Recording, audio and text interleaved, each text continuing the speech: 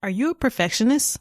Highly driven by a goal-oriented mindset and an intense desire to succeed, to get it right every time with no room for errors, mistakes, or worse, failures? Listen as I share a beautiful reflection on striving for perfection. Hello, and welcome to the Beautiful Reflections podcast. I'm your host, Katherine Johnson, a certified professional coach, mentor, writer, and speaker.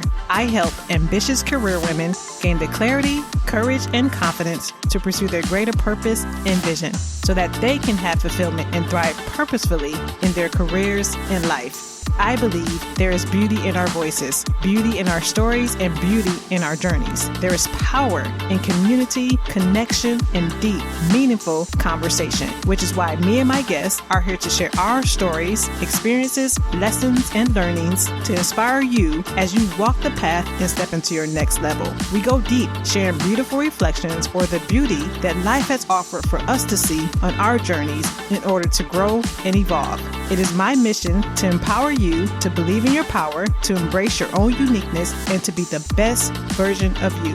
I want to see you move forward confidently, pursuing the bigger goals and dreams that you truly desire. Now on to the episode for today. You're a perfectionist. No, I'm not. You're a perfectionist. No, I'm not. You are a perfectionist.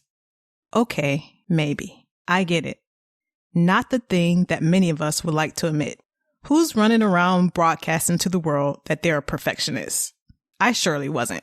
I didn't even know there was a word that described these tendencies. But here's the truth. For most of my life, I've been striving for perfection. I had to ask myself, why? When did this begin? Where did it come from? Hello?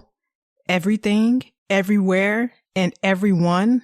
And no, I'm not just looking for someone or something to blame. Well, maybe I am a little. But seriously, at a larger level, we can't negate the role of culture, systems, and our environment that lends to this human tendency. Looking back now, I can see when this habit started to take root. I was 9 or 10 years old and the oldest of 4 children. My mom worked a typical 8-to-5 job, which left me home with my siblings and in charge after school, a role that I took very seriously. My sister would say I was mean, and I acted like a drill sergeant during those times. Perhaps I was. Hey, I needed to muster those little soldiers into obedience. I had to make sure everyone behaved and did what they were supposed to do. Chores, homework, and whatever else I said. One day, I decided I was going to make the best cleaning product ever. Then we could clean the whole house really good and have everything spick and span. Mom would be so happy and proud of us. I then proceeded to mix every cleaning product I could possibly find in a pail. In with some dish soap, Ajax, Comet, maybe some 409, and whatever else I could find. Oh, and let's not forget the kicker, bleach. I thought everything was going quite well until I added the bleach. I took a whiff and nearly died that day. My eyes burned, I started coughing, and I couldn't catch my breath. Then the mixture started to smoke. Knowing that this was going bad very fast, and of course, I had to get rid of it before anybody found out, I ran outside and poured it in our backyard. Mother Earth, please forgive me. Lesson: never mix anything with bleach, and surely not the entire contents under the sink. I've never told this story, and I was surprised it popped into my head, and more surprised that I remembered it so vividly. It gave me quite a chuckle, knowing what I know now and to think about what my little self must have been thinking. This is just one of many stories where I'm able to see the many ways in which the threads of perfectionism were woven together in my life. Wanting to make the perfect cleaning product, wanting to clean the house perfectly, wanting to make my mom happy, and wanting the praise and attention that came from doing a good job, which also translated to seeking straight A's in school, trying to be the perfect student, daughter, and sister, trying to please the adults around me and keep them happy with me. And the rewards were attention, accolades, and acknowledgement that I was indeed good. My mom would admonish me saying I was always trying to show everyone that I was perfect when I wasn't perfect. And this would hurt my feelings and confuse me because isn't this what everyone wanted from me? How else was I supposed to be? Her words didn't stop me from trying. I thought it was how I had to be, and I hadn't learned to be anything different. Looking back, I can see that even back then, little me wanted to be heard and wanted to be seen. She was seeking feedback and validation from those around her. So she learned how she needed to be in order to receive those things.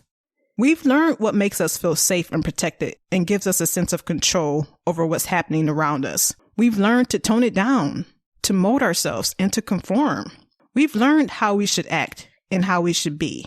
That's just it. Perfectionism, or striving for perfect, is a learned habit, ingrained in us in so many ways, from messages like, be a good girl, follow the rules, do what's right. So much so that in many ways as adults, we're still trying to be perfect, well-behaved, put together little girls in perfect little boxes. It's from all these messages that become so deeply embedded in us that we lose ourselves because we're always trying to manipulate ourselves to be something else. Better, different, smaller, smarter, prettier, lighter. Then we become lost to our true selves. We don't know who we really are until one day we wake up and realize that it doesn't feel good anymore. It's stressful, frustrated, and exhausting. And if left unchecked, it will lead to consequences that adversely affects every area of our lives, mentally, physically, emotionally, and spiritually, both personally and professionally. My beautiful reflection on striving for perfection was learning that I was never the problem. There wasn't anything inherently wrong with me. The perfectionism was the problem, and it was something I was choosing, but no longer had to choose. At some point, I chose it, and it became my way. A way that felt safe and comfortable, perhaps even a way for survival. Until there came a time when the risk to remain tight in the bud was more painful than the risk it took to blossom. I realized the pitfalls of striving for perfection. There's no such thing as perfect. It's elusive, and I was aiming for something that didn't exist, creating a whole lot of unnecessary pressure on myself. As an adult, striving for perfect didn't prove to be rewarding. In fact, it was always the thing that was holding me back, stopping me from who I really was, what I wanted to accomplish, and what I truly desired in my life. So I chose to be me, perfectly imperfect, embracing everything that is uniquely me, choosing to see beauty in imperfection, and making progress over perfection. As you step into your greater purpose and vision, striving for perfection is the thing that has the greatest potential to stop you from becoming the best version of you. The version that's rejecting the beliefs of others because they limit your expression. The version that's using your voice powerfully, sharing your opinions, needs, and wants. The version that's no longer compromising or settling for okay, mediocre, or good enough. The version that's making your desires a priority. The version that's sharing of yourself in an open and vulnerable way. The version that's putting your gifts and talents out into the world. The version that's reclaiming yourself emotionally, physically, mentally, spiritually, and financially. The version that's committed to healing, growth, and freedom. Now, I'd be dishonest if I told you that all remnants of perfectionism are gone. They're not. Even having been on this journey for years, it still pops up quite often. The difference is that I have the awareness now. With that awareness, I can make a decision to choose differently.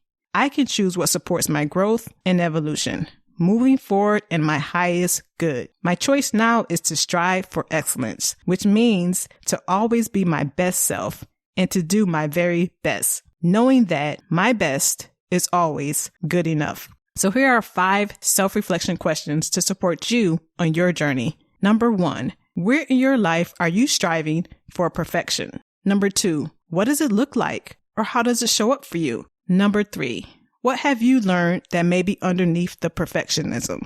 And number 4, how do your beliefs support or limit having what you really want? And lastly, number 5, what are some ways that you can choose differently? I challenge you this week to notice where you're striving for perfection. Notice where it may be getting in your way. Notice when you are paralyzed by fear of making a mistake or what others will say or think. Notice when you are seeking approval and validation from others. And with this awareness, first and always, have grace and compassion with yourself. Then, in those moments, make the decision to choose differently. Choose the decision that stretches you, moves you out of your comfort zone, and allows you to take the step that supports you in having what you truly desire.